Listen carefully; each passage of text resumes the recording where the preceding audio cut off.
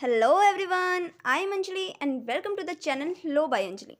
So friends, industrial dispute act की last video में हमने देखा था इंडिविजुअल डिस्प्यूट के बारे में, इंडस्ट्रियल डिस्प्यूट के बारे में, इंडस्ट्री के बारे में और वर्कमैन के बारे में।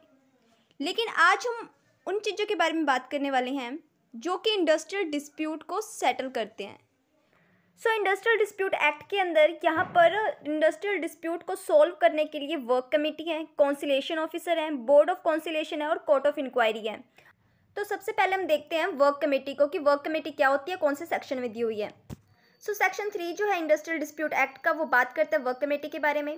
वर्क कमेटी जो है एक अथॉरिटी है इस एक्ट के अंदर और उसके कुछ फॉलोइंग्स ड्यूटीज़ हैं वर्क कमेटी की, जो कि मतलब प्रमोट करना मेजर्स को, सिक्योर करना उनके बीच में, वर्कमैन और एम्प्लॉयर्स के बीच में जो भी डिस्प्यूट्स होते हैं, ठीक है, और उनके रिलेशन को बनाए रखना, अच्छे रिलेशन बनाए रखना, उनके डिस्प्यूट को प्रिजर्व करना, ओके, उनके कॉमन इंटरेस्ट को बढ़ावा देना, जो भी वर्कमैन और एम्प्लॉयर के बीच में जो भी डिस्प्यूट वगैरह होते हैं उनसे संबंधित कोई भी मैटर हो तो उनके ऊपर कमेंट करना, तो ये उसकी ड्यूटी होती है, ठीक है।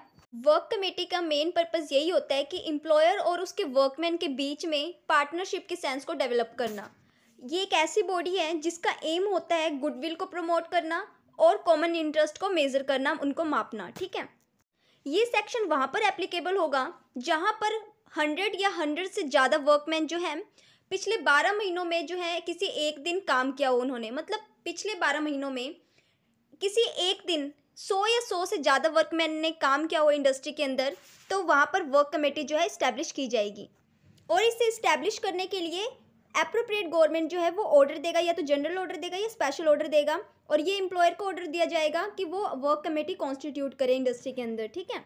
अब जो वर्क कमेटी कॉन्स्टिट्यूट की गई है इंडस्ट्री के अंदर, तो उसके अंदर क्या क्या चीज़ें कंसिस्ट होंगी, दोनों के मतलब एम्प्लॉयर और वर्कमैन के इक्वल रिप्रेजेंटेटिव होंगे। मीन्स वर्कमैन के जो रिप्रेजेंटेटिव्स हैं वर्क कमेटी के अंदर वो कम नहीं होने चाहिए एम्प्लॉयर के रिप्रेजेंटेटिव से, इक्वल होने चाहिए दोनों के, ठीक है। वर्कमैन के रिप्रेजेंटेटिव को 2 ग्रुप में इलेक्ट किया जाएगा। पहला तो ये कि जो रजिस्टर्ड ट्रेड यूनियन के मेंबर है या किसी यूनियन के मेंबर हैं या फिर रजिस्टर्ड ट्रेड यूनियन के मेंबर नहीं हैं, तो इन 2 ग्रुप्स में जो है वर्कमैन के रिप्रेजेंटेटिव जो है इलेक्ट किए जाएंगे। अब बात करते हैं नेक्स्ट अथॉरिटी कॉन्सिलेशन ऑफिसर की, जो कि इंडस्ट्रियल डिस्प्यूट एक्ट के सेक्शन 4 में दिया हुआ है। एप्रोप्रिएट गवर्नमेंट ऑफिशियल गजट में नोटिफिकेशन के द्वारा अपॉइंट कर सकते सच नंबर ऑफ पर्सन को एज इट थिंग्स फिट, जैसे भी उसे ठीक लगता है कॉन्सिलेशन ऑफिसर के रूप में। किस लिए अपॉइंट करेगी उसे? प्रमोटिंग करने के लिए, सेटलमेंट करने के लिए इंडस्ट्रियल डिस्प्यूट को। एक कॉन्सिलेशन ऑफिसर जो है वो स्पेसिफाइड एरिया के लिए अपॉइंट किया जा सकता है, या फिर स्पेसिफाइड एरिया में स्पेसिफाइड इंडस्ट्री के लिए अपॉइंट किया जा सकता है, या फिर एक या एक से ज़्यादा स्पेसिफाइड इंडस्ट्री के लिए अपॉइंट किया जा सकता है, और वो परमानेंटली भी अपॉइंट किया जा सकता है और लिमिटेड पीरियड के लिए भी अपॉइंट किया जा सकता है। एप्रोप्रिएट गवर्नमेंट एक या एक से ज़्यादा कॉन्सिलेशन ऑफिसर जो है अपॉइंट कर सकती है। अब हम देखते हैं कॉन्सिलेशन ऑफिसर की ड्यूटी क्या होती है। तो कॉन्सिलेशन ऑफिसर जो है प्रोसीडिंग को होल्ड करेगा, डिस्प्यूट जो है उनको इन्वेस्टिगेट करेगा, फिर उसकी रिपोर्ट सेंड करेगा, और वो रिपोर्ट किसको सेंड करेगा? एप्रोप्रिएट गवर्नमेंट को सेंड करेगा अगर डिस्प्यूट का सेटलमेंट नहीं हुआ है तो। फिर उस डिस्प्यूट को जो एप्रोप्रिएट गवर्नमेंट है वो बोर्ड को रेफर कर देगा, या लेबर कोर्ट के पास रेफर कर देगा, ट्रिब्यूनल के पास रेफर कर देगा, या नेशनल ट्रिब्यूनल के पास रेफर कर देगा if not conciliation officer did not work, अगर कॉन्सिलेशन ऑफिसर जो है इस पर काम नहीं कर पाता तो, ठीक है। अब हम बात करते हैं next authority board of conciliation की, जो कि सेक्शन 5 के अंदर दी हुई है। एप्रोप्रिएट गवर्नमेंट जो है नोटिफिकेशन के द्वारा, ऑफिशियल गजट में नोटिफिकेशन के द्वारा बोर्ड ऑफ कॉन्सिलेशन को कॉन्स्टिट्यूट कर सकती है for the settlement of industrial dispute. Board of conciliation के अंदर एक चेयरमैन होगा और 2 या 4 अदर मेंबर होंगे, जैसा एप्रोप्रिएट गवर्नमेंट को जो है ठीक लगता है। चेयरमैन जो होगा वो इंडिपेंडेंट पर्सन होगा, और जो अदर 4 मेंबर्स होंगे वो इक्वल नंबर के रिप्रेजेंटेटिव होंगे पार्टीज़ के, ठीक है। फंक्शन क्या है बोर्ड ऑफ कॉन्सिलेशन के, जो कि सेक्शन 13 के अंदर दिए हुए हैं।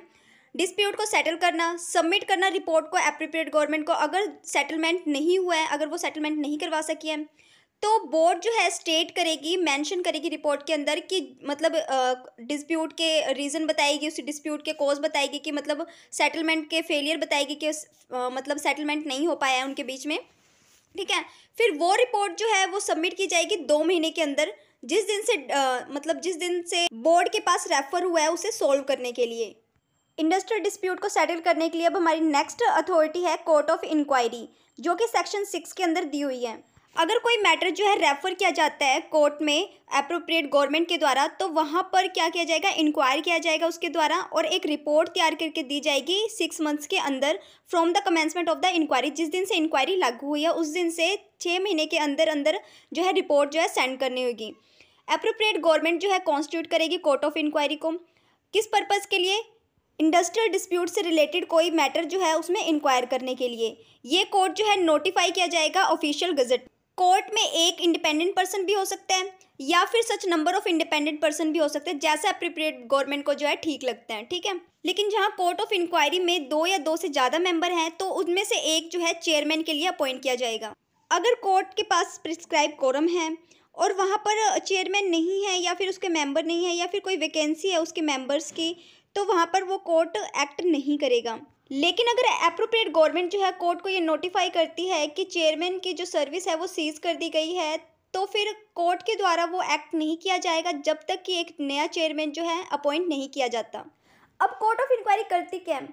डिस्प्यूट के फैक्ट को फाइंड आउट करती है और इंक्वायरी करती है जो कि उसे करने के लिए दी गई है, और उसकी रिपोर्ट जो है, उस फैक्ट की रिपोर्ट जो है एप्रोप्रिएट गवर्नमेंट को देती है with in a period of 6 month. 6 month के पीरियड में देती है जिस दिन से जो है इंक्वायरी जो है स्टार्ट की गई है, ठीक है। So friends, industrial dispute act के अंदर हमने सेटलमेंट ऑफ इंडस्ट्रियल डिस्प्यूट के बारे में पढ़ा कि कौन कौन सी 4 अथॉरिटी हैं जो कि सेटलमेंट करती है इंडस्ट्रियल डिस्प्यूट को। फर्स्ट तो है वर्क कमेटी, सेकंड है conciliation officer, third is board of conciliation and fourth is court of inquiry. अगर इन 4 अथॉरिटी में भी डिस्प्यूट सेटल नहीं होता, इंडस्ट्रियल डिस्प्यूट सेटल नहीं किया जा सकता, तो फिर पार्टीज जो हैं फाइनल लीगल ऑप्शन के लिए लेबर कोर्ट जा सकती है, ट्रिब्यूनल जा सकती है या फिर नेशनल ट्रिब्यूनल जा सकती है। इसे हम नेक्स्ट वीडियो के अंदर कवर करेंगे। आई होप फ्रेंड आपको वीडियो अच्छी लगी होगी। अगर वीडियो अच्छी लगी तो जल्दी से जल्दी वीडियो को लाइक कमेंट करें और चैनल को सब्सक्राइब करें। और जैसा कि मैंने आपको पहले वीडियो में बताया था कि अगर आप इंडस्ट्रियल डिस्प्यूट एक्ट की या फिर लॉ की कोई वीडियो देखना चाहते हैं तो आप मेरे इस चैनल पर जाके देख सकते हैं, और प्लेलिस्ट में भी मैंने वीडियो डाल रखी है इंडस्ट्रियल डिस्प्यूट एक्ट की, तो आप वहाँ पे भी जाके देख सकते हैं। So thank you for watching this video.